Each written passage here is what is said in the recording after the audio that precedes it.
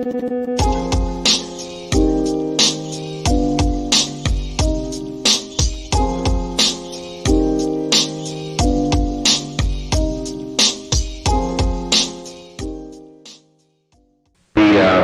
on the Lee Harvey Oswald revealed that he died as a result of hemorrhage from the gunshot wound. He was otherwise a healthy male, and physically healthy male. Doctor, by that you mean he didn't have any kind of brain tumors or anything that would cause him to be a mentally deranged person? No, their brain was normal in configuration, and there was no evidence of any brain tumor or injury to the brain. The executive order, which forbids every person in this audience and every person listening to this program, which forbids them to look at this evidence until September in the year 2039, was issued by the President of the United States. Does that answer your question? He's suppressing it. For what possible reason? Why don't you ask him, John? Woo! Right on. Way to go, Garrison. That was So course, what possible reason would that be? Yeah, that was, of course, Johnny Carson on The Tonight Show. Mort Saul expedited that with an appearance a few weeks before. The comedian Mort Saul, who went to work for Garrison down in New Orleans, giving up his ABC local show here in Los Angeles to help Garrison with the investigation. All right. That ends up with Garrison being cut off eventually by the producers of The Tonight Show, filing a complaint with the FCC for fair practices, and is awarded 30 minutes of free airtime by NBC News at prime time. And he does 30 minutes about the assassination, fingering LBJ during the 30 minutes because they had cut him off on TV when they used to have fair media practices. Nice. Yeah. We need to find that. Do you have that somewhere? Or? Of the his yeah, oh yeah, that's available. Yeah, you could see that. Yeah, I mean, Okay. this with Johnny Carson is hard to find. That little snippet, NBC has destroyed every single copy they laid their hands on, and that's one of the rare snippets of Garrison on The Tonight Show with Johnny Carson. Okay, yeah, we'll have to find that and see if we can put it up on Locals. Okay, because that would be definitely a cool thing for people to watch. Oh yeah, great thing, and he's free forming it. He's doing it off the top of his head, but a great orator, fantastic orator. All right, so this, to everyone who's watching, this is obviously part 2. Part 1, we were leading up into the actual assassination itself and kind of breezed by it a little bit. Now we're going to kind of step back a little bit and again start at the moment of the assassination and beyond. So we're starting out, I believe, with these guys. Well, let me just interject that we went over the assassination, but we're going to go back with each individual member. Like there's an episode we're going to do on Oswald. There's an episode we're going to do on Ruth Payne. There's an episode we're going to do on Jack Ruby. So in each of those episodes, more information involving them personally will be revealed about the assassination. Perfect. Sounds okay. Good. So this is, again, you're saying Greer, Clint Hill on the left. I forgot the middle guy's name. Kellerman. And Greer on the right. Okay, so Greer is the oldest of the group. I just want to interject something here. The Attorney General of the United States did not trust the Secret Service because the Secret Service, Rowley, the head of the Secret Service, was really tight with LBJ. And the Attorney General of the United States, Robert Kennedy, did not trust them. And in February of 1963, Robert Kennedy helped sponsor a bill called H.R. 4158. H.R. 4158, House Resolution 4158, would allow the Attorney General to handpick the bodyguards of his own brother. That's how strongly, very rare, nobody knows this. And when LBJ takes over, he kills the bill.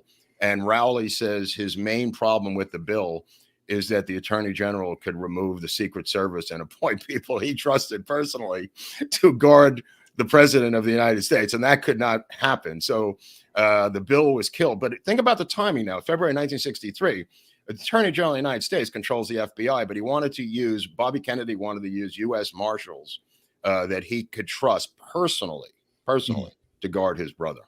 But let's continue. Okay. And now, by all accounts, with these guys, the guy on the left, Clint Hill, I believe by all accounts really did try to save him that day. Yeah, the only one is Clint Hill. In between there, when you see Kellerman, this cat, and Greer. Greer was the oldest Secret Service agent, I think, at the time. Greer's the wheelman. Kellerman is sitting shotgun. Kellerman never even turns around as the president's head is being riddled with bullets. Think about that. Normally, they would dive over the seat, cover his body up, as Rufus Youngblood does in the LBJ car, 3 cars back. Youngblood dives over the top and covers the body, which is the first thing you do in training with the Secret Service. Kellerman in the middle there, that scurrilous cat, doesn't even turn to look as multiple shots hit Connolly and JFK, never turns his head. Greer, as people now understand, multiple testimony on Greer of literally hitting the brakes on the limo and almost bringing it to a direct stop as the bullets are flying. Everybody sees the red taillights. Many people say it slowed down to 1 to 2 to 3 miles per hour. It stops the motorcade is the point. Greer hits the brakes instead of doing the opposite, flooring it. He does not do that. When Greer finally turns around is at the time that Kennedy's head has been blown to smithereens, and he sees that and takes off. Now, also, there was the problem, too, right, that Clint Hill had to catch up to the vehicle to even try to get on it and jump over Kennedy at the time, and they previously were riding on the back of it, but they were told to get off or something. Right. Well, you see the famous footage of Agent Ripka at the airport when he is on the side of the limo and is waved off by Emory Roberts, who I believe is one of the conspirators, along with Fred Boring, these 2 cats, and James Rowley. I think there's about maybe 5 Secret Service agents in on it.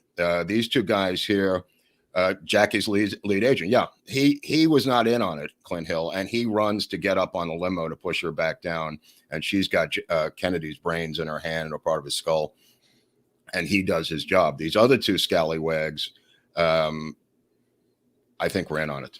Anyway, the night before is really what I wanted to get into, Eric, briefly. The night before is in Fort Worth, Texas, and these Secret Service agents go out to a place called the Cellar.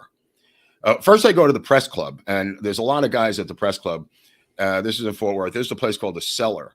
The press club closed at 1 a.m., and then a bunch of them continued to drink and went to this place called the Cellar in Fort Worth. Now, the Cellar is the first beatnik club in Texas.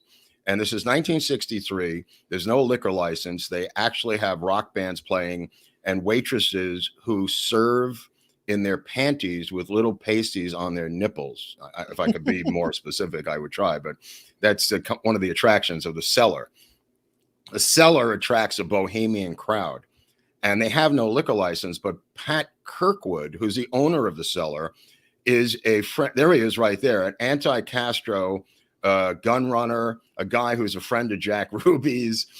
Pat Kirkwood is a very, very scurrilous cat, has an airplane that does things with weapons. He's the owner of the Cellar. Now, when you go to the Cellar, if you get you get the waitress's attention, you will be served white lightning in a glass or a jar at your table, moonshine that Pat Kirkwood has made personally. So apparently doesn't come under Texas law or whatever. Maybe it was illegal. I don't know. But these Secret Service agents are drinking white lightning all night literally came from the Cellar to the motorcade. And a bunch of them lost their IDs. 2 of them lost their guns. They were later castigated by the Warren Commission because Rowley refused to fire them. And Earl Warren, you can read it yourself in the Warren Commission report, says, "How come you didn't fire them?" And Rowley says, "They've been embarrassed enough. I mean, the president's been killed. Have you no decency?" Rowley says, "They've been embarrassed enough." So here are these guys hungover. They've lost their ID. God knows, because many reports, this is the swearing in of James Rowley right there. Definitely in on it. Okay, I'll tell you this much, which is interesting. When when JFK fires the heads of the CIA, oh boy, that's a great photo. That is a great photo. Look at that. The Wow. friendship, the deep, the now, connection. They love each other. LBJ is so deep state because he's had every single position in the government. I mean, he has burrowed his head into anuses that no man has gone before. But what I was trying to say was, when he fires Allen Dulles and Cabell, the heads of the CIA, what people forget is that JFK also fired the top 5 heads of the Secret Service. And that was U.E. Bauman, who was the head of the Secret Service. And that sent as many shockwaves quietly through the federal deep state government as did the firing of Allen Dulles and Cabell. Nobody remembers that he fired the top 5 Secret Service agents. And one of the reasons he did that was because of Abraham Bolden. And you say to yourself, well, who's Abraham Bolden? Abraham Bolden was a straight shooting guy out of a African-American family in Chicago, handpicked by JFK to be the first African-American Secret Service agent on the force. Abraham Bolden is ostracized by racist Southern Secret Service agents, and he files reports that go nowhere to Rowley saying these are a bunch of good old boys who just go off drinking all the time. He's astonished. He's in the White House detail, by the way, as opposed to the Treasury Department. There's about 20 out of 100 that focus on the White House detail. And that's what Kennedy wants. He wants a African-American, not in Denmark, but obviously in DC, where he, needed someone close to him. So Bolden stumbles onto a plot before the Dallas plot. And this was where I was going with Abraham Bolden. Bolden is involved in busting up a plot involving a guy named Thomas Lavelle, or Valley. He had a pseudonym as Valley, but also Lavelle. This is Thomas Valley, who was another Oswald type, ex-Marine. They said he was a nut. He was a guy who was up in a building in Chicago, a warehouse, with a rifle. Cubans had rented a room, 3 Cubans, and they brought rifles into this hotel. And the landlady called the FBI about the fact that she went into their room and there were 3 high-powered rifles on their beds with scopes in this rooming house. And one of the guys involved in busting that up was Abraham Bolden. And the guy who was supposed to be the shooter, here's actually mugshots of Valley, had the same exact background as Oswald. This was a few weeks, 10 minutes in, mind already blown. Don't go anywhere, knuckle fist. I'm just getting started, bro. Yeah. This guy, Valley, gets arrested, and the Secret Service take him down. The other Cubans escape, and they're allowed to escape. And they have the place surrounded. The Secret Service has the place surrounded. And miraculously, the 3 Cubans escape, leaving their weapons, by the way, in the hotel, or the small hotel that they were in. So Bolden files report after report that don't go anywhere. And they don't even send it to the Secret Service in Dallas. Now, keep in mind, this is early November of 1963. This is not ancient history. He's trying to alert everybody, Bolden. So all of a sudden, Bolden gets charged with embezzlement on some stock fraud beef, and he's arrested and imprisoned by the authorities in Chicago and the FBI. And he's put in jail and he's put on ice. And Bolden becomes like a January 6th guy who can't communicate with anyone. Eventually, when he gets out of jail, he writes a memoir and explains what I'm telling you now. And it became known as the Chicago Plot. This has been reported by others, not just Bolden. What I'm telling you now has been pretty well documented. The Chicago Reader ran a long piece about it in the 70s. So this is stuff that you will not find on PBS. Let me put it that way, or in the LBJ movie with Woody Harrelson. So the plot was that the windows overlooked a Chicago route that he was going to head to Soldier Field, Kennedy, and speak at Soldier Field in Chicago. They canceled that. They canceled that entire event because of this plot, Eric, the Chicago plot, not unlike the Baltimore plot against Lincoln. The echoes of Lincoln run all through this stuff. And I believe that many of these guys studied the background and deep state history of the Lincoln assassination, and there's a lot of parallels involving a lot of people other than LBJ, because I believe it was LBJ, Rowley, obviously some military guys, and J. Edgar Hoover in the cover-up at least. And Dulles. And Dulles, I don't know physically, but obviously his brother. Part of the problem we're going to get in. Yeah, no. I don't think he's physically involved because he doesn't have an office. Right. I'm talking about guys in power. It's key to remember. I mean, the mayor of Dallas. Cabell, the mayor of Dallas. Oh, absolutely. Changes the parade route the day before. I mean, Right. We discussed in the last episode the fight over the Trade Mart. October 18th, a woman calls up the Trade Mart and gets a job for Lee Harvey Oswald. That's Ruth Payne, a man she despises, a man she can't stand by her own admission.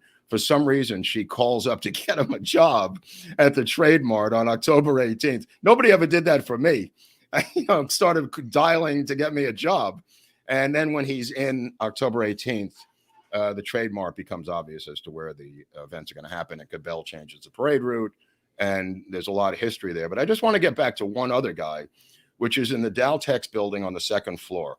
And that involves what I believe is the shot that comes out of the window in the broom closet there that actually has a window. And that involves a guy named Braden. And Jim Braden, I don't know if you have a picture of Jim Braden. Jim Braden was actually from Beverly Hills. And Eugene Hale Brading was his legal name, also known as Jim Braden.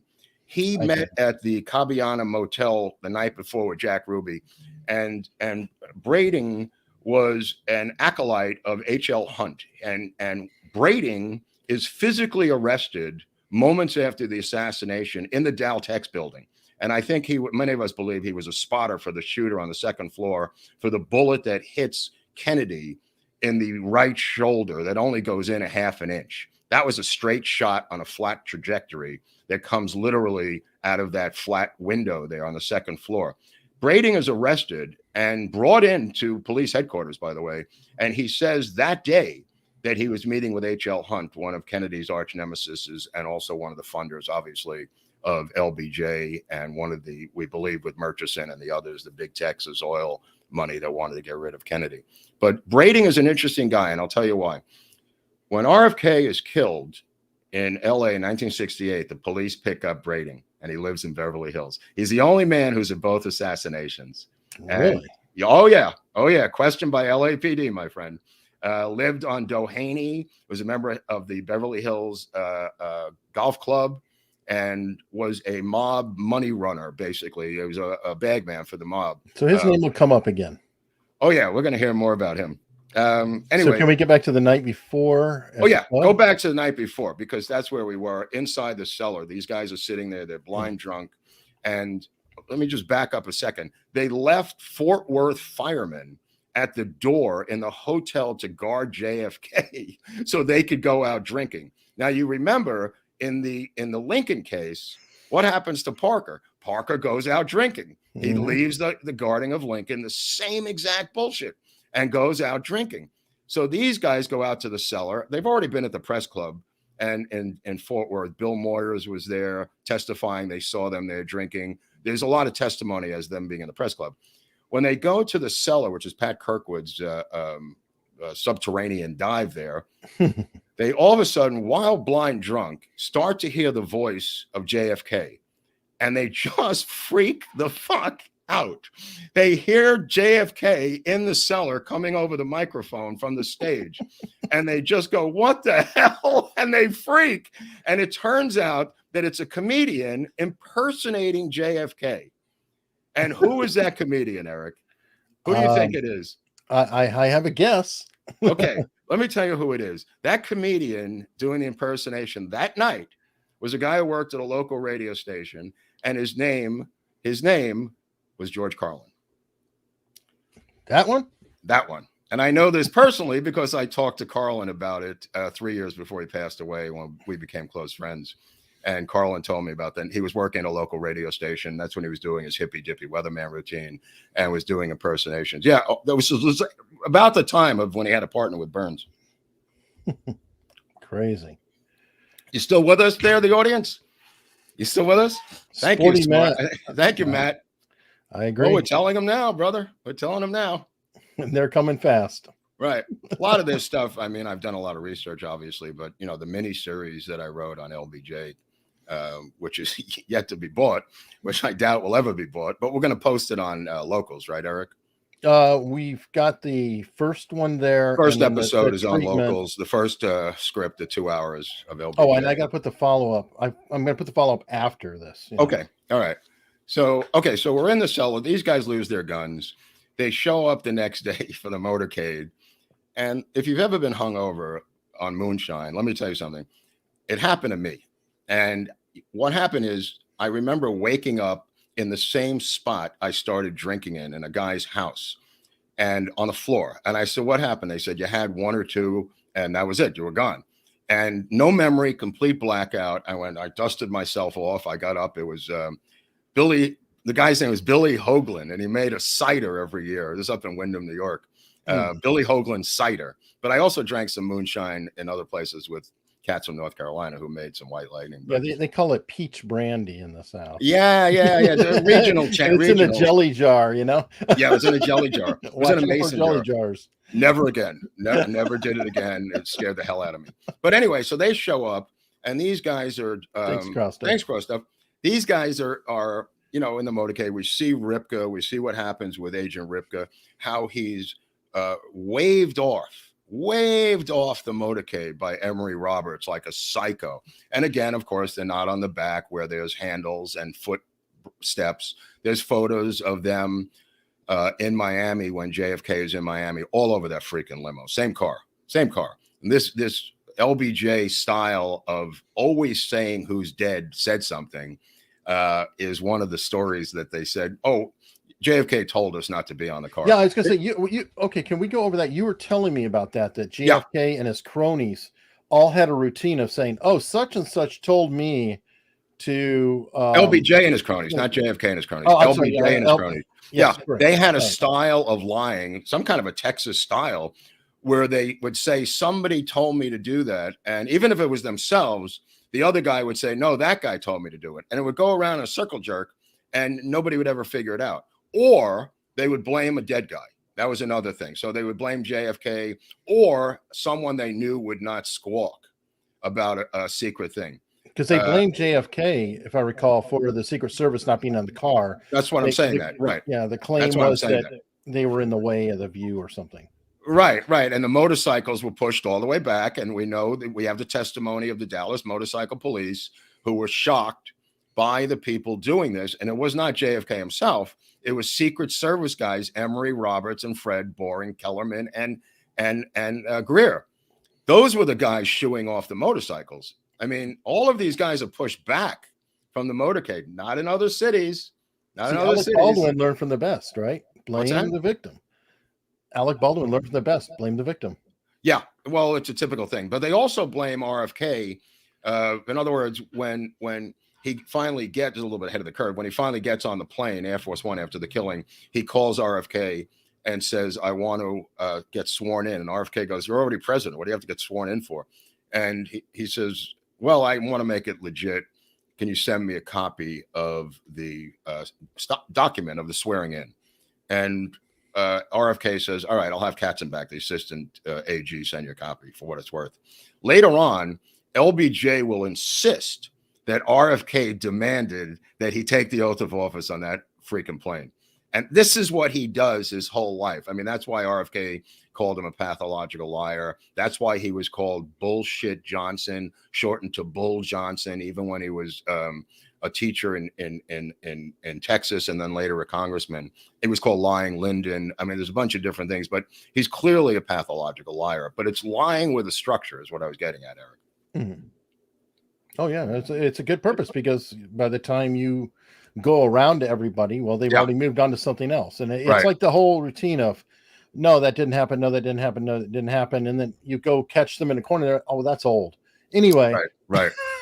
Well, one of his henchmen is John Connolly, who's been his campaign manager since day one. You've got people in place here that here's Connolly. In 1980, Connolly runs for president, by the way. Here's a little side note on Connolly. Later switches parties, becomes a Republican, who's a conservative Democrat, becomes a Republican, is nominated for the Treasury by Nixon. He becomes the Secretary of the Treasury, runs for president in 1980, and refuses Secret Service protection.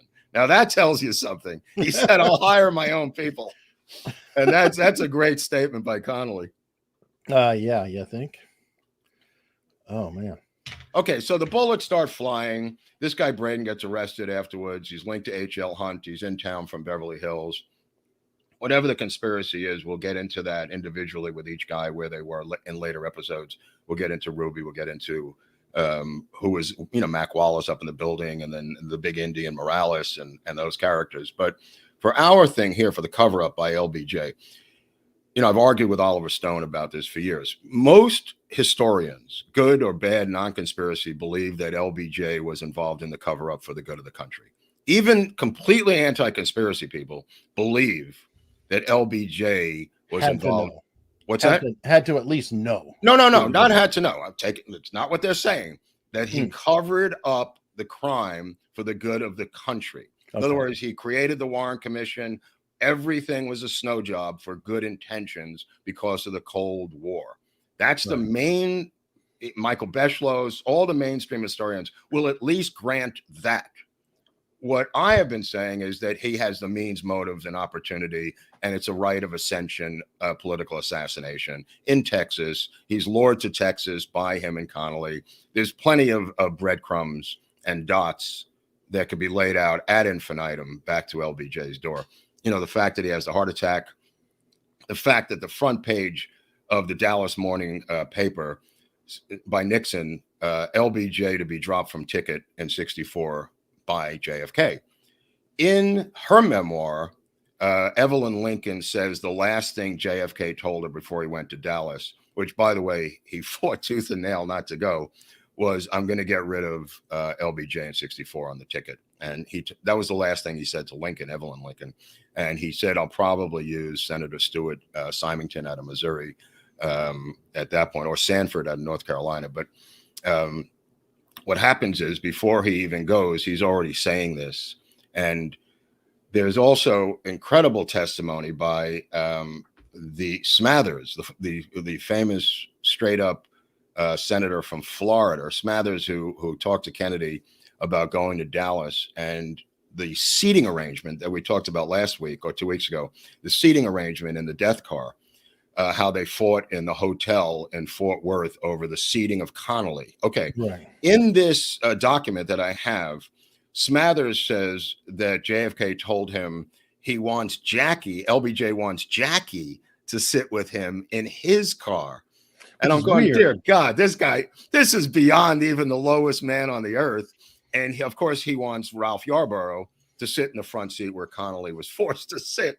I mean, Connally's got to be either the bravest man in America or completely a nut. Well, because LBJ hated Yarborough. So it was like a 2 birds with 1 stone deal. Oh, yeah. No, right. Absolutely. He wanted Yarborough in that seat, and he loved and wanted that trophy. And we've heard so many phone calls, you and I, of LBJ calling Jackie and trying to seduce her. It's so sick. It's so sick listening to him over the next couple of years trying to seduce her to come back to the White House so he can walk around with her, take a swim with her. It's disgusting. And she hated his guts. She thought he was photo.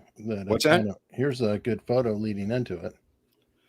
Well, that's the famous wink by the congressman. Yeah.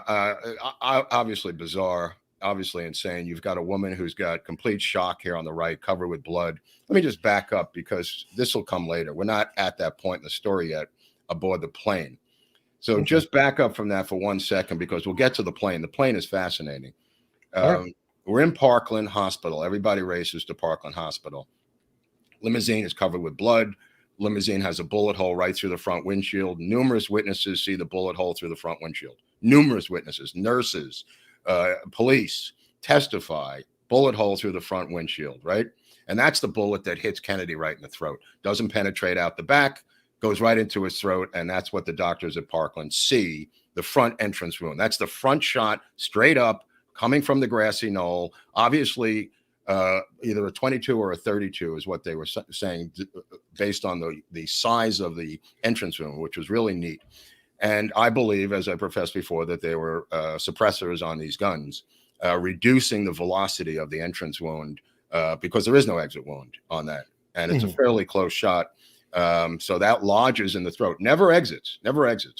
The only reason we have a hole in the back of the neck is because, according to the testimony of a guy named Ford, Gerald Ford, he literally changes the autopsy photo to move that hole from the right shoulder over to the back of his neck as an entrance wound so it would come out the throat. That's Gerald Ford. He's admitted doing that. He's admitted moving and changing the autopsy sketch for the good of the American people to make it clearer for them. This was his wording, paraphrasing, so the people would understand the angles of the bullet entries and exit wounds. He moves over this 1-inch wound on the back right shoulder, which never traversed, as even the autopsy guy said, in Parkland and later, and we'll get into Bethesda, but he moves it over to the back of the neck to line up with the wound in the front. That's how Gerald Ford becomes president, by the way, kids. Just so you know who this guy was. He was. And they had to move it because there was one fewer bullets reported, right? Right, absolutely, yeah. That's how the magic bullet starts, because once you have the hole in the neck, the entrance wound, when they move the shoulder wound over, that becomes the rear shot that comes out of the throat, and then does all the crazy zigzags into Connolly and everything else. That's the magic bullet. And of course, the magic bullet, which is $3.99, has slight deformations, which means it was probably shot through the Mannlicher Carcano, the actual gun, into water, most likely. When you get that little amount of deformation of the bullet, was probably shot and then placed on the stretcher. Actually, it's weird. We saw somebody who was doing a recreation of that, shooting through plastic bottles, and he said that the bullet that he was using actually had more wear on it, even going through the bottles that he shot, which was kind of interesting at the time. I know, I saw that, and really the only people who had those tanks were like the FBI and certain law enforcement who were able to do that with water tanks. And the bullet is basically pristine. There's more. Everybody knows this. We don't have to go over this. There's more grains from the bullet in Connolly's wrist than there are missing from $3.99. It's just a math problem, But I guess with CRT, maybe it's the wrong math or something. I don't really know. But anyway, so the bullets are raining down, and Greer eventually steps on the gas. They go to Parkland, and for some reason, LBJ makes a beeline to Parkland instead of everybody's recommending that he get back on Air Force 2, so the two people are not in the same space at one time. And he wants to be next to the dead Kennedy, if that's a good name for a band. He wants to be there when the guy expires so he can take presidential control instead of getting on the plane and waiting because there'll be a communication problem. LBJ's henchman immediately seized control of all the phones in Parkland, cock blocking the Kennedy people from getting any word. Anytime anybody like Kenny O'Donnell tries to get a phone to call back east, they said, "I'm sorry, the phones are tied up. You can't use the phone." So there's no phone communication, and LBJ can't use the phones because he doesn't trust the switchboard operators who he'd have to go through to use those phones. So when they declare Kennedy dead, that's when he says, "Let's get out of here," finally. And then he grabs Jess Curry, the chief of police of Dallas, and they jump in his car and hightail it, but they need the body. And that's where the pushing and shoving starts with the Secret Service guys who are now calling Johnson Mr. President. And they need to get that body out of Dallas. Now, keep in mind, there's no federal crime for killing a president, Eric, as you know. This is a state crime. Oh, yeah. It's a murder. Yeah, this doesn't exist. This is a state murder. Right. And if you showed that Rose clip right at the front end, right? That's the medical examiner. That's the Thomas Noguchi of Dallas. And they rightfully say that this is a murder in Dallas County, and we need that body to do an autopsy. And that's when the machine guns come out. And one of the guys that they start to fight with physically is not Rose, but the FBI agents. They're trying to box out the FBI from stopping them fleeing with the body of JFK. And they need that body because that is not going to be left behind to do a legitimate autopsy. That body is going to have to go to Bethesda Naval Hospital, where Commander James Humes, who's never done a forensic autopsy in his life, will now, under military supervision, rearrange the autopsy photos, and do all the stuff. Here's James Humes. Destroyed his autopsy photos, burned them. It's just a ridiculous case with this guy Humes. Wow. Now, wasn't there some conflict, though, that he got back to Air Force One and then wasn't going anywhere because he needed the body, and then got into a conflict with this guy? Or yeah, that's McHugh. General McHugh was a chief aide to JFK and a friend of the Bouvier family. What happens is LBJ gets back to the plane. The reason he wants to get back to the plane so fast is to use the phone on the plane. It's a secure line, and only when Air Force One is flying does it automatically record phone calls. Oh. And not many people realize that. On the ground, no recording. And he's got free access to call whoever he wants.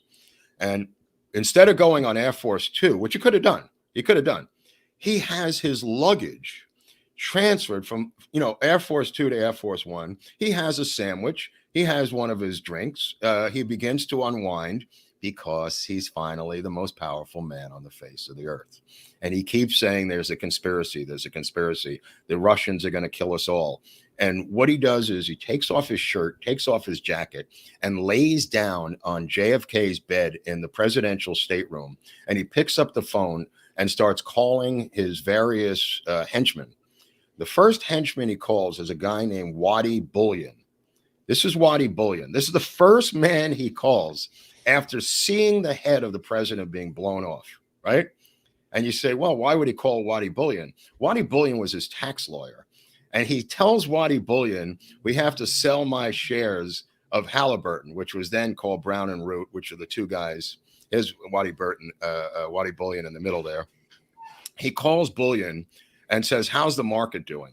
And he says, well, it's way down, Lyndon. It's way down. And he says, well, it's not as far down as when FDR died. So they both have a chuckle that somehow JFK is not as important as FDR because the market has not plummeted as far down as it did on the announcement of FDR's death. I can't make this up. Anyway, so Lyndon Johnson tells Waddy Bullion to sell his shares in Brown and Root, which he does. That's the first call he makes. And he's laying there and he's scratching his balls and he's got his shirt off and he's stretched out on JFK's bed. Okay. Now you say, well, that's weird enough. Then a thing happens that bothers me to this day. I get choked up even thinking about it. I hate to even say what happened. It really chokes me up. The door opens and it's completely blood-drenched Jackie Kennedy. And they see each other and they're startled by the presence of each other.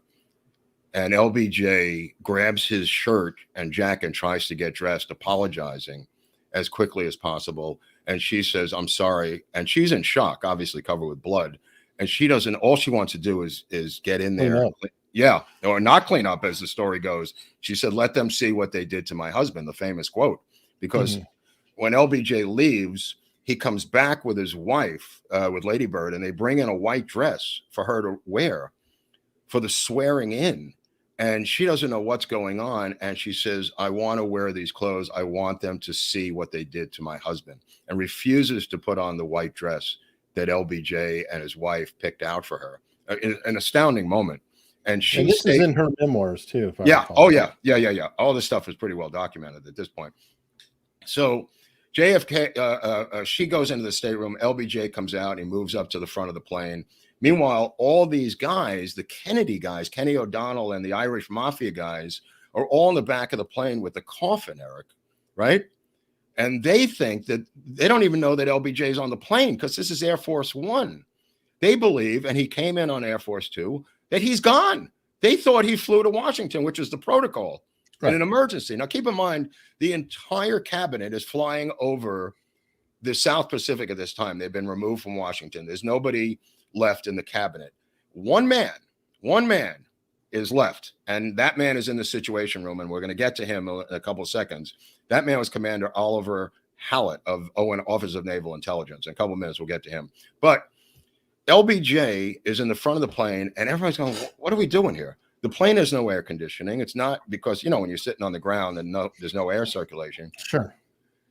People are dying in there. They're just dying. And he says, I want to be sworn in. He calls up RFK and tells RFK he wants to be sworn in. And RFK goes, what? What are you talking about? And he says, yeah, I want to be sworn in.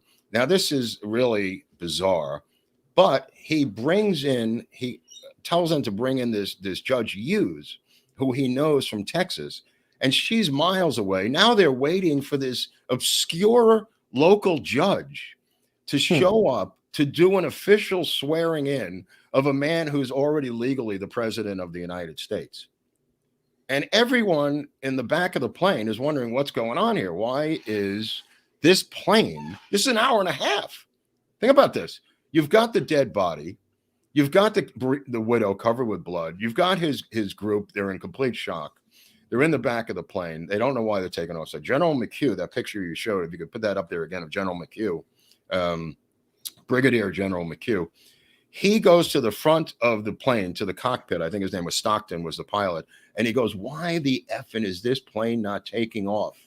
And he says, I have orders from the president not to take off. And McHugh goes, my president is lying in a box in the back of this plane. Get this thing effing airborne.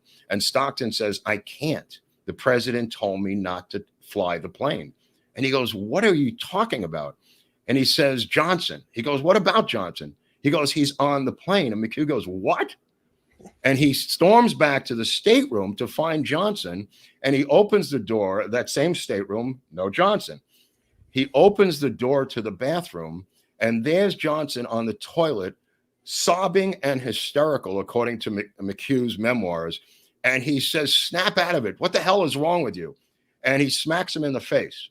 And McHugh says in his memoirs that he was yelling that the Russians are going to kill us all. And it was a crock of shit. It was something that LBJ used to do when he was out machoed by someone. This was one of his techniques. He did it with RFK during the vice presidential naming ceremony in the Biltmore Hotel in LA. He did the same thing. He started crying.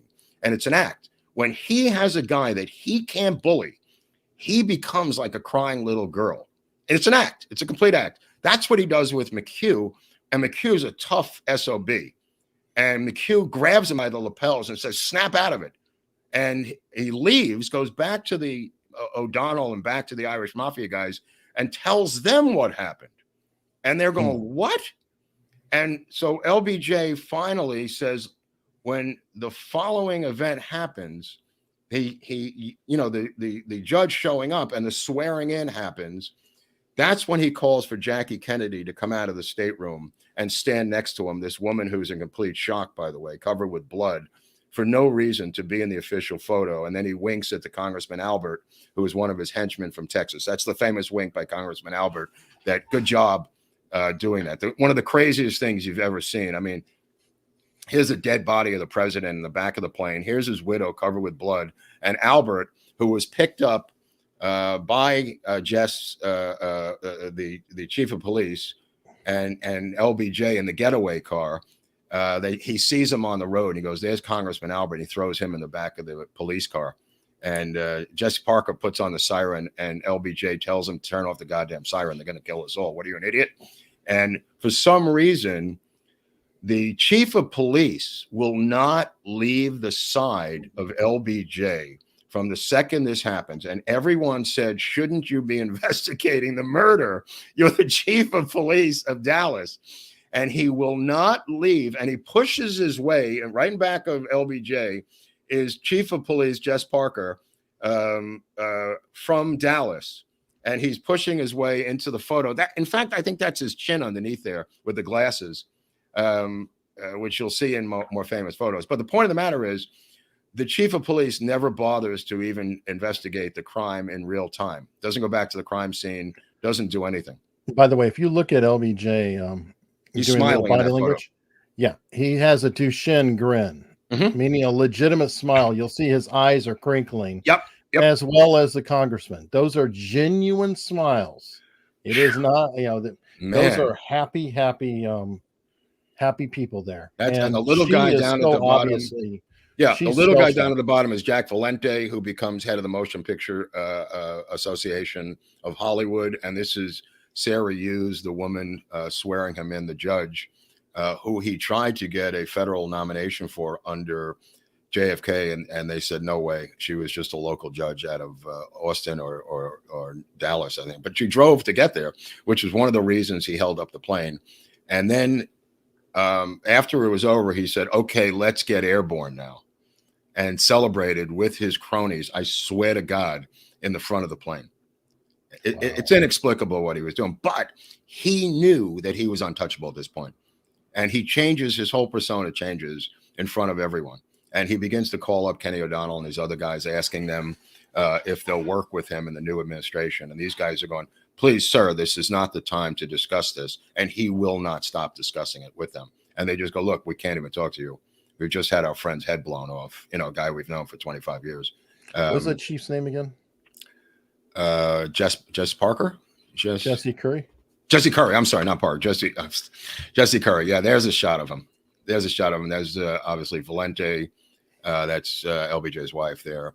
Yeah. Curry, interestingly enough, like I said, does not leave his side the entire time.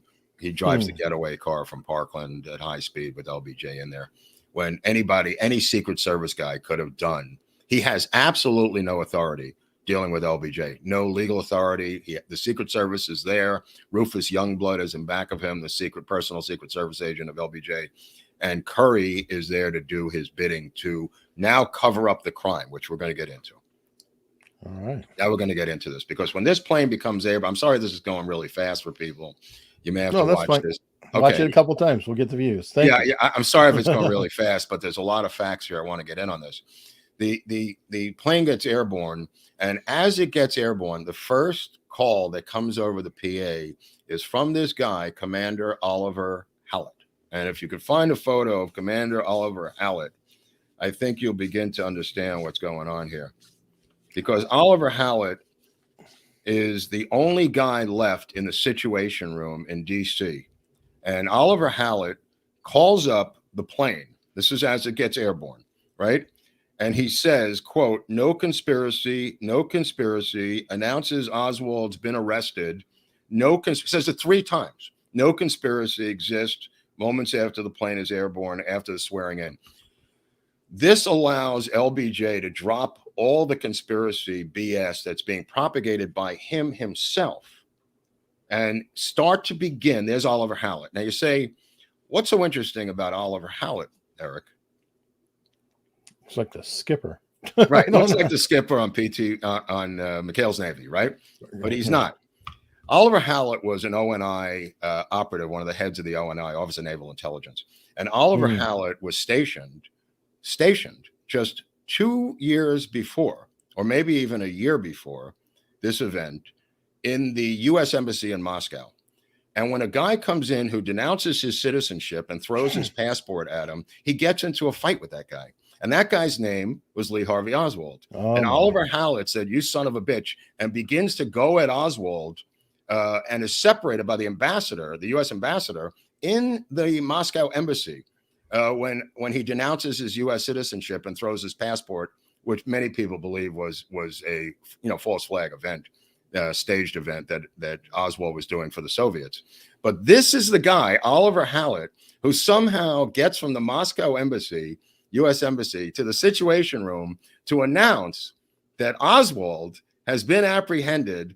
And this is like 5 minutes after. Wow. This is like 5 minutes after Oswald is apprehended. And LBJ says, "Oh, there's no conspiracy. Great."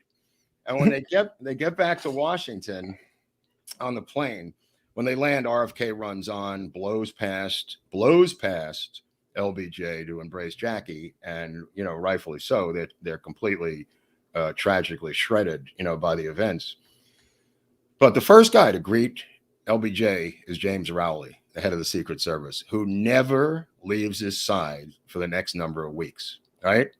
And Rowley is with him on his side, and you'll see him subtly in photos. You know what I mean? I don't know if you see him at the airport when LBJ, I don't know if there are photos of it, there's some footage of obviously Rowley. But when he begins to, he doesn't go into the Oval Office the first night. He goes into the vice presidential office, and he begins to get on the blower with various people to begin the cover up. And the first people that his crew starts calling are the Dallas officials. And LBJ the next morning calls up Captain Will Fritz. I don't know if you have a picture of Captain Will Fritz. He's the head of homicide of Dallas PD. And Will Fritz, excuse me? I do. Hang on. Oh, okay. I'm sorry. That's fine. Oh, yeah, there's Will Fritz. And he is an old, brilliant investigator and apparently has solved so many homicides that he's a legend in Dallas. And he's the guy interrogating Oswald. And LBJ tells him 3 times, you've got your man, stop the investigation.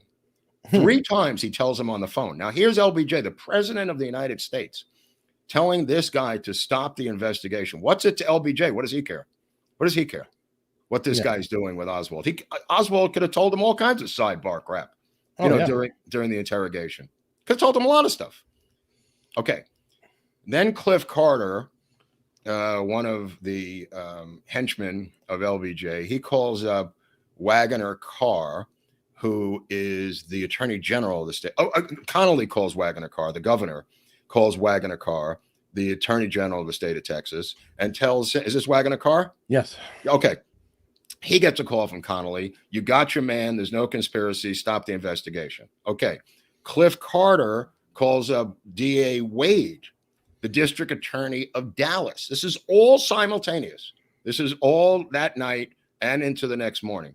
Calling up Wade, the DA. Here's the DA, Wade, who obviously was a corrupt son of a bitch. And Carter tells him to stop the investigation on behalf of the president of the United States. And Wade talks about this again in his memoirs. Most of this stuff has been discussed years later in their various memoirs and interviews. Wow. Okay, so he's shutting it down. And now he wants to have a bullshit blue ribbon commission. And that becomes the Warren Commission. People call him, Katzenbach talks to him and says, we need to get the American people to believe that Oswald was a lone assassin. This is from Katzenbach. This is in print. J. Edgar Hoover does the same thing. And they begin, except there's one problem, Eric. There's one problem, and that's Mexico City. And that Mexico City operation becomes a problem for J. Edgar Hoover because in Mexico City, which is the Casablanca of this time period, we got to keep it going, Kenny. Thank you. Oh yeah, I forgot where the purple cup is already. I'm gonna take a hit off this cough medicine, by the way. So hold on for a second. Okay, so where was I? DA moving on, shutting down investigation. Okay, so the Warren Commission has. Mexico. We're at Mexico. Yeah, we're at Mexico Mexico's City. the A problem. guy named the head of the Western Hemisphere of the CIA is a guy named David Atlee Phillips, and David Atlee Phillips hates JFK's guts because he was the one who trained the Cubans who were in Miami. He was the leader of the Bay of Pigs, and many of the men that Phillips oversaw were killed in the Bay of Pigs screwed up invasion, and he blames JFK like a lot of people did. But Phillips is not fired when Bissell and Cabell and Dulles are fired. He remains the station chief of the Western Hemisphere. A lot of power out of Atlee Phillips. Total alcoholic, kicked out of 2 schools for alcoholism, even when he was in 2 colleges younger. His brother became a screenwriter, by the way, who wrote Thunder Road with Robert Mitchum. I don't, if that matters. And he later wrote a novel called Night Watch, David Atlee Phillips, which is about $500 on eBay if you could find Night Watch. I think I might have a PDF of it if we could put it up. I'll try to find it. A novel by him after he retired. But anyway, Phillips is framing Oswald in Mexico City. And he's framing him by having Oswald go to the Cuban embassy in Mexico City and then the Soviet embassy in Mexico City and go back and forth trying to get a visa to go to Cuba, to Havana. This is a fake out. He's not in Mexico City. This is the photos that are released are of another guy.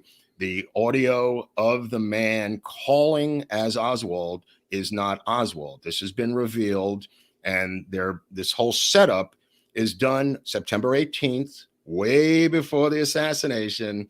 They're already laying the footprints for Oswald and the frame of Oswald on September 18th. Unfortunately for them, Oswald is in Austin, and he's also in New Orleans, August 18th. So they changed the date to September 28th, and he's not even down there on September 28th. So the frame itself becomes a problem because J. Edgar Hoover is not in on it, Eric. And he, in a famous call, which is the night of the assassination, which has now since been erased, he calls up LBJ, and he tells him, LBJ asks him about the problem in Mexico City. And in this little dialogue that Eric and I are going to read, we're going to read the dialogue because the tape has been erased. You can listen to the tape, but all you're going to hear is air. So the transcripts exist. And I remember hearing the tape at one point. They've since been erased. And luckily, we have the transcripts, which we're going to read at this point. It's short, but we're going to have this one conversation here. And I am going to play the part of J. Edgar Hoover, a cross-dressing gay man, or I guess is the only way to describe him. And Eric will play the part of LBJ. If that's and I know everybody's disappointed because they love your LBJ impersonation, but I'll do it later. But right now, there's I'm going to play J. Edgar Hoover. So okay, this is a 10:01 Saturday a.m. Saturday, November 23rd. 23rd. It was recorded, later transcribed, then of course erased. J. Edgar Hoover. I just wanted to let you know of a development which I think is very important in the connection with this case. This man in Dallas, Lee Harvey Oswald, we, of course, charged him with the murder of the president. The evidence that they have at the present time is not very, very strong. We have just discovered the place where the gun was purchased and the shipment of the gun from Chicago to Dallas to a post office box in Dallas to a woman by the name of A. Heidel. Now, the reason he mentions a woman is because that gun was picked up at that post office by Ruth Paine, which we'll get into later in the Ruth Paine episode. We had it flown up last night, and our laboratory here is making an examination of it, Eric. Yes, I told the Secret Service to see that got taken care of. That's right. We have the gun and we have the bullet. There was only one full bullet that was found. That was on the stretcher of the president. It apparently had fallen out when they massaged his heart, and we have that one. We have what we call slivers, which are not very valuable in the identification. As soon as we finish the testing of the gun for fingerprints, we will then be able to test the one bullet we have with the gun. But the important thing is that the gun was bought in Chicago on a money order. It cost $21, and it seems almost impossible to think that for $21, you could kill the president of the United States. Note that no comments were made about the other bullet retrieved from the body, according to witnesses below. LBJ. Now, who is this A. Heidel? Oh, A. Heidel is an alias that this man has used on other occasions, and according to the information we have from the house in which he was living with his mother, he kept a rifle like this wrapped up in a blanket. Now, this is the house. His mother is really Ruth Paine, who says that it was her house, not his mother. This is where he's living or visiting his wife, who is living in a lesbian relationship with Ruth Paine at that time.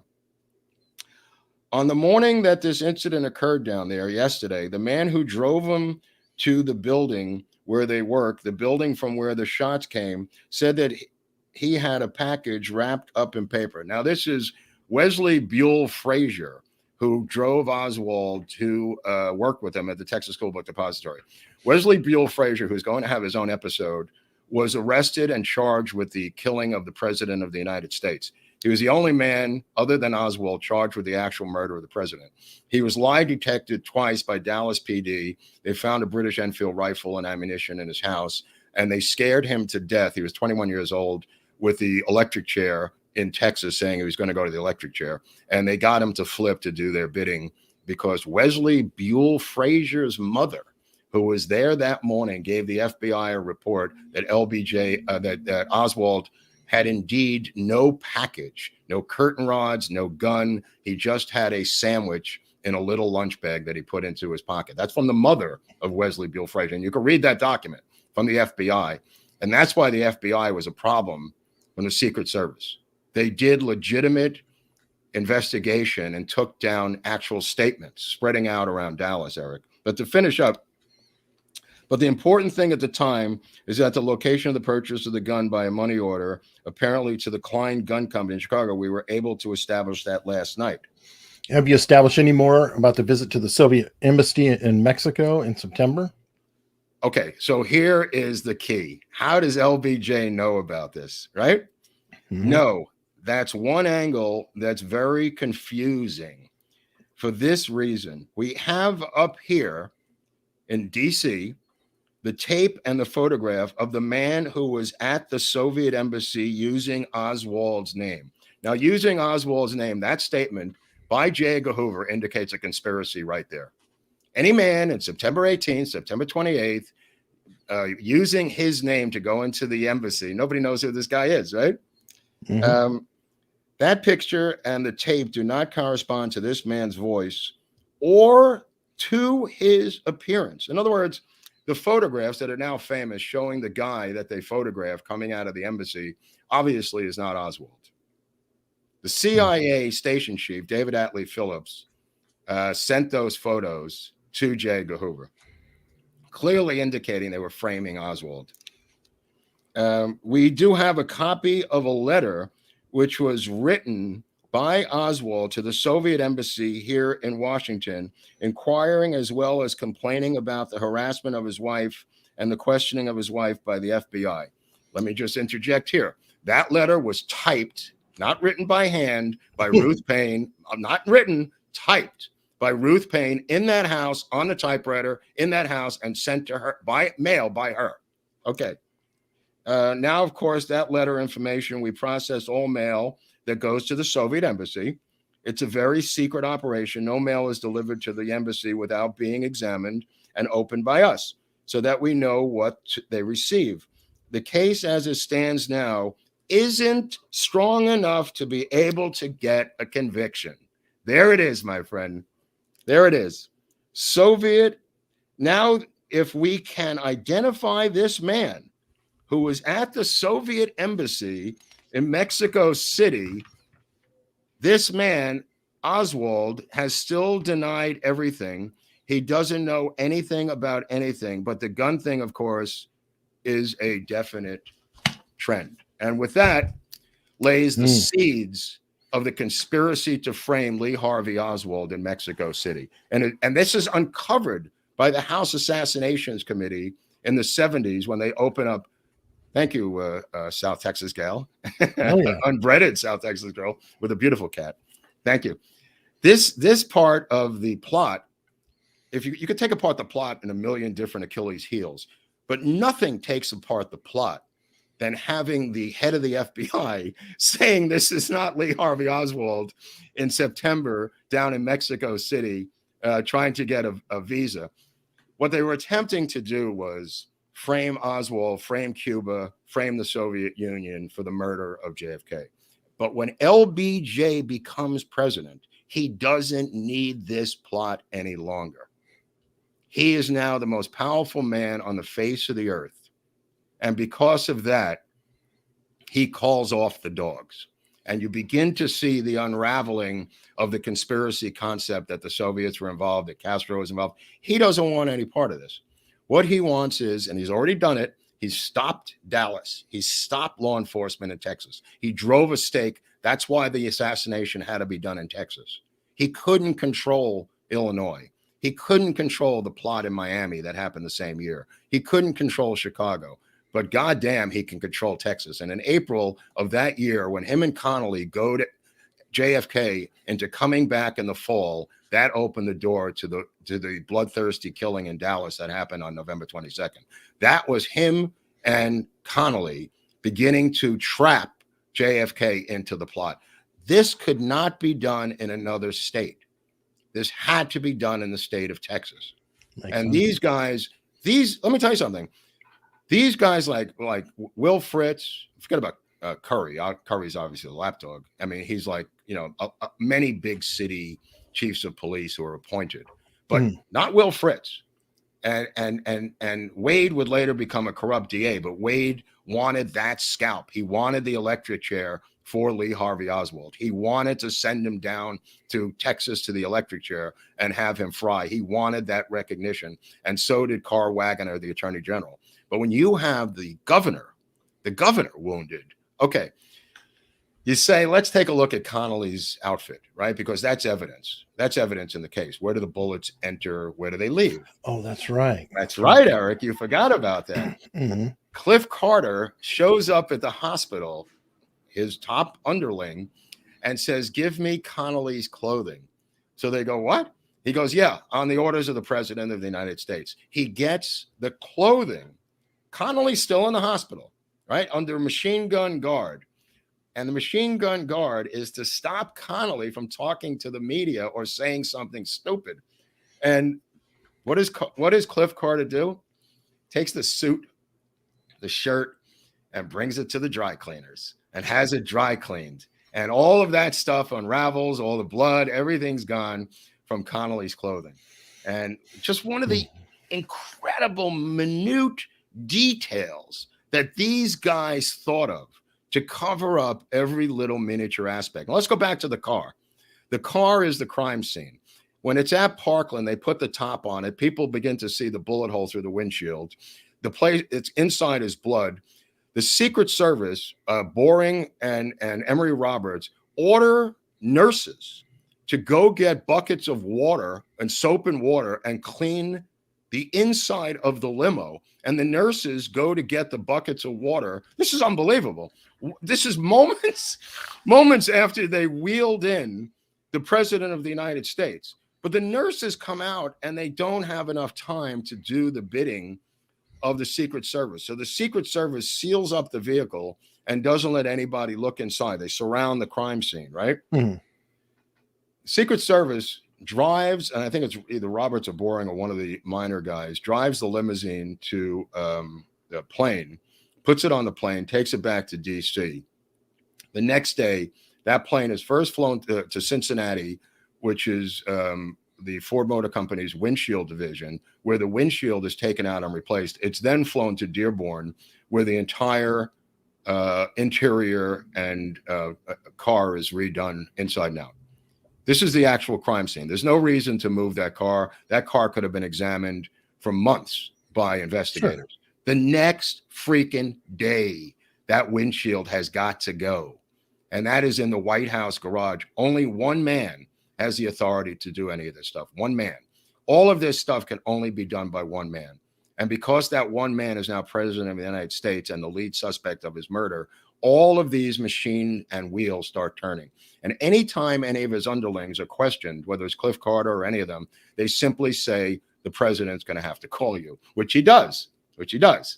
And when Oswald gets shot by Ruby, he calls up Crenshaw, one of the doctors in Parkland, and tells him this is the president of the United States, and I want to get a deathbed confession out of Lee Harvey Oswald. And what he really wants is one of his men who is in the operating room, who's got a gun sticking out of his back pocket to make sure Oswald doesn't spill the beans as he's dying. And that's really the point of the deathbed confession. He wants to talk to Dr. Shires, and Dr. Shires is doing surgery on Oswald, trying to save his life. So Crenshaw says, look, Mr. President, we're all feverishly working here in the operating room. I'll tell Dr. Tom Shires that you called, and I'll tell him. So he goes in. This is Crenshaw. And he tells Shires, the president just called. And Shires goes, what? He says, yeah, he wants to get a deathbed confession out of Oswald. And Shires goes, I can't be bothered with this crap. And there's a guy right there in a green smock with a mask with a gun sticking out of his back pocket with a notepad. And that's one of the Secret Service guys reporting to LBJ if and when Oswald makes a deathbed confession, which he doesn't. He expires and he dies. And they then claim that Crenshaw made up the entire call. They call Crenshaw a liar. They try to revoke his license. This has the earmarks and echoes of today's COVID activity. They try to suspend his license. They say he never got a call from LBJ. LBJ denies calling him until years later when the switchboard operator says she couldn't take it anymore, what they were doing to poor Dr. Crenshaw, and publicly comes out and says, I took that call that day at Parkland. And Crenshaw has been severely maligned by the medical establishment and the political establishment in Texas. LBJ did call that day, and Crenshaw took that call. And he was finally vindicated. And he's got a great book out. If you can find the book by Crenshaw, I forget the title of it, but it's his memoir about what happened that day with LBJ calling the operating room. Crazy. Yeah. Well, I think that you presented a pretty good case. It's part of the case. It's not the whole case. There's obviously a lot more to it. But we're going to be going into details as individuals come up and down the line. Yeah, we're going to go. I just wanted to get into the cover-up, and then obviously he appoints the Warren Commission, which we'll get into a little later. This is the cover-up because he appoints Dulles, to be the overseer. Warren is like a nitwit who he browbeats into submission, saying you don't want the Russians killing us all. He uses the nuclear weapon, the nuclear attack thing to his advantage whenever he can. He uses it with Earl Warren, scaring him and intimidating. Still using it. I mean, think about it, because like Oliver believes it. Yes. Yeah. Oh, absolutely. Is there any one of these characters that is still Ruth Payne's still alive? She lives up in Northern California. Absolutely. Her son lives across the street from her. And Michael Payne, her husband, lives up in Northern California. Both of them CIA. Both of them still alive. Ruth Payne, who had her lesbian film seized by Dallas police when they searched her home. And she also had, Michael Payne had the same exact camera as Oswald, the one that I have, the West German tiny little military camera, the tiny one. But yeah, Ruth Payne is still alive. Oliver told me he regrets changing her name in the movie JFK, but she was so litigious that she threatened to sue if her name was in the movie. So he did change her name in the movie JFK, and he regrets it to this day. He told me he really does. He knew he should have used her name and taken the lawsuit and got her deposed, and he just chickened out. He didn't want any trouble out of her, but he does regret it to this day. He told me. All right, thank you, Michael Henley. Thank you, Michael Henley. Don't know the meaning of the amount, but cool. I love that dog. I love that dog. That dog can hunt. All right, so where are we now? Do we use all the photos? We used most of them. Here, I got to take a little. Use most of them. Voice, people. I think some of them we'll be going into probably more later. We got Hallett, Commander. We got Hallett. We got that death shot. You got that. Yeah, we'll get into that a little later. Oath of office, top 5. We got Raleigh. We got Curry. We got Connolly. Jack Ruby will do when we do Jack. Oh, I just want to add that the Garrison thing that he's referring to, with Garrison on the Tonight Show, was Executive Order 11652. And that sealed all the evidence by LBJ till 2039. And that story alone caused so many people to look at LBJ for the first time as a real possibility. He took a lot of heat for doing that at the time, editorially. And I don't know if you've got that statement. Did I give you those statements that were floating around? If you could put that up on the screen. The quotes? Those quotes, yeah. When we could end with that, because we've been on for a long time here. Those quotes about the assassination. The first one is from Arthur Kroc, who's a New York Times columnist. And he wrote in October of 1963, the CIA's growth has likened to a malignancy, which the very high official was not sure even the White House could control any longer. This is Kroc interviewing somebody in the White House. If the United States government ever experiences an attempt at a coup to overthrow the government, it will come from the CIA and not the Pentagon. That's from the New York Times, literally 2 months before the assassination. And this is from Hoover. This is the night of Oswald's death, Sunday, November 24th, 1963. The only thing I am concerned about is having something issued so we can convince the public that Oswald was the real assassin. Now, the reason this is important is the end of that conversation that you and I read. He has no belief that Oswald could be convicted in court. He has no belief that Oswald is the guy. He has no belief, and he knows there's a frame job out of Mexico City. But literally overnight, LBJ privately talks to him again in numerous conversations, saying we have to indicate to the American people and end this conspiracy mumbo jumbo and point every part of the deep state at Oswald. And that's why he says this on Sunday, November 24th, completely contradicting himself from 2 days earlier. And here's Katzenbach, 12 hours, and Monday after Oswald's death. The public must be satisfied that Oswald was the assassin, that he had no Confederates that are still at large, and that evidence was such that he would have been convicted at trial. Speculation about Oswald's motivation ought to be cut off. That's the Attorney General, Deputy Nicholas Katzenbach, very similar to Stanton and the group involved with Lincoln. Right, Eric? Mm-hmm. That Booth and the other conspirators has got to be cut off at the head. And finally, January 14th, 1964, 2 months later, okay, this is J. Edgar Hoover responding to his deputy directors. Okay, but I hope you are not being taken in. I can't forgive the CIA withholding the French espionage activities in the USA and the false story, which is Oswald's trip to Mexico City, only to mention 2 instances of double dealing. This is J. Edgar Hoover talking internally to his deputy directors about his problems with the CIA manipulating him and blocking him from doing his job. He is constantly in battle with the CIA at this point. And finally, Robert Kennedy Robert Kennedy Jr. We could end with this. This is January 11, 2013. Robert Kennedy Jr. on Charlie Rose, which was not broadcast, it was sealed by PBS, refused to air this episode. He goes on with his sister, Kathleen Charlie Rose, if you remember this, in Dallas, and he says, I am convinced the second gunman was involved in killing my uncle. My father believed that the Warren Commission report was a shoddy piece of craftsmanship. He publicly supported the Warren Commission report, but privately he was dismissive of it.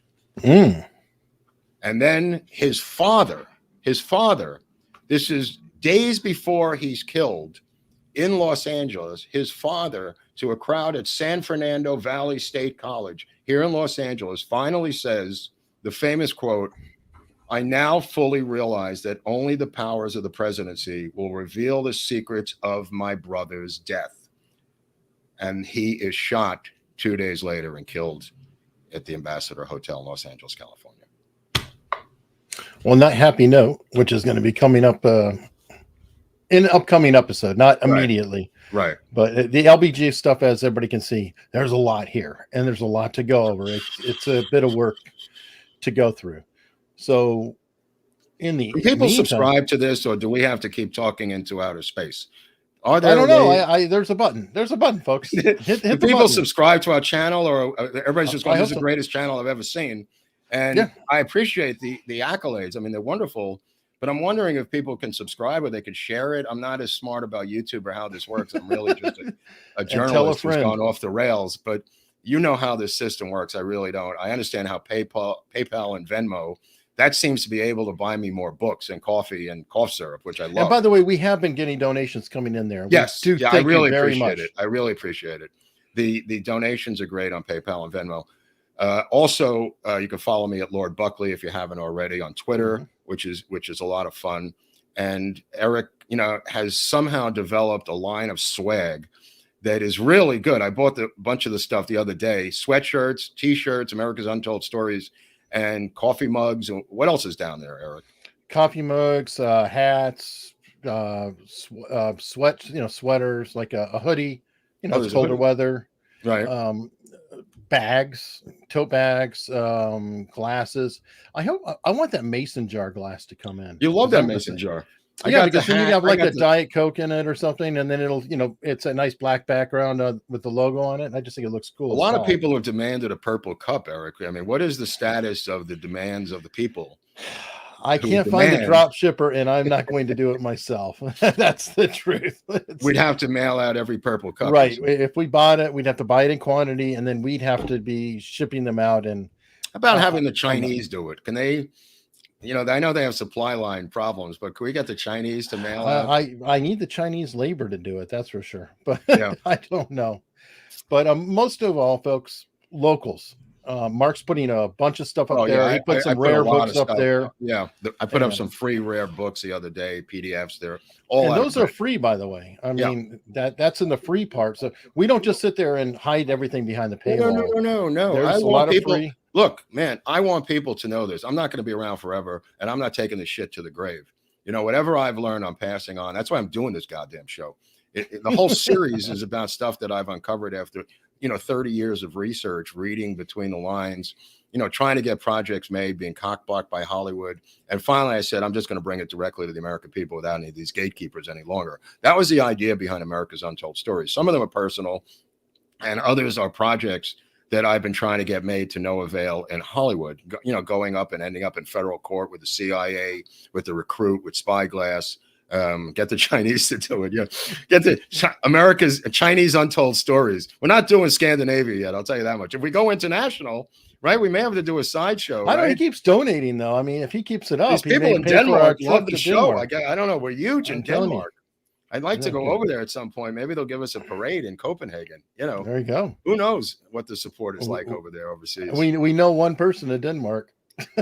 Who Yeah. Yeah, very good, loyal supporter. And people keep, how many followers do we have now, by the way? Do you know offhand on locals?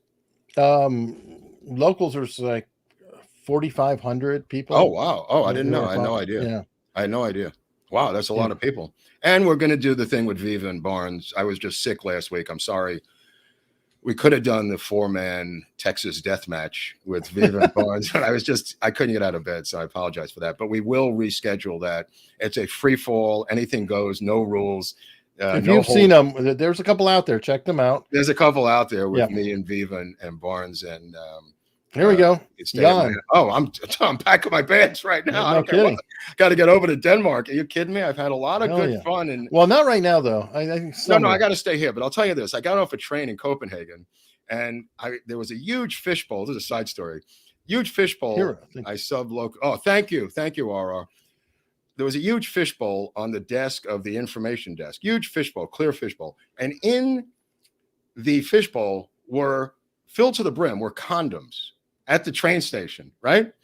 And I went up and I said 3,216, and they go, "What?" I said, "You're supposed to guess the amount, right?" And the guy looked at me like I was crazy, and I was obviously being sarcastic. And they said, "No, I don't know how many are in there." And I said, "How many can I take?" And he says, "Take as many as you want." So I reached in, took a handful, but I said 3,216, thinking you'd win something by the government of Denmark if you got the right number of condoms in the fish. I thought it was a jelly bean jar. It was a jelly bean jar, right? And I have a lot of fond memories of Denmark. I really enjoy going over there. I haven't been there in a while, but I love it over there.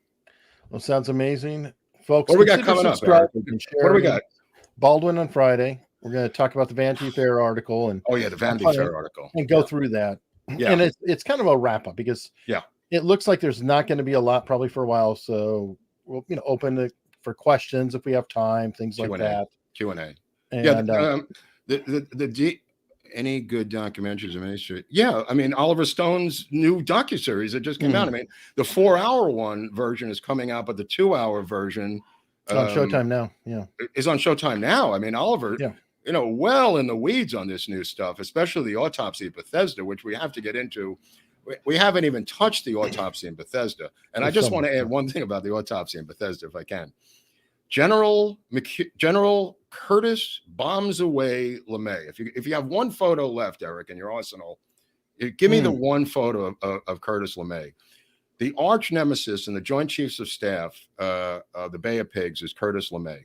Curtis LeMay said famously, if the Japanese had won, what's that?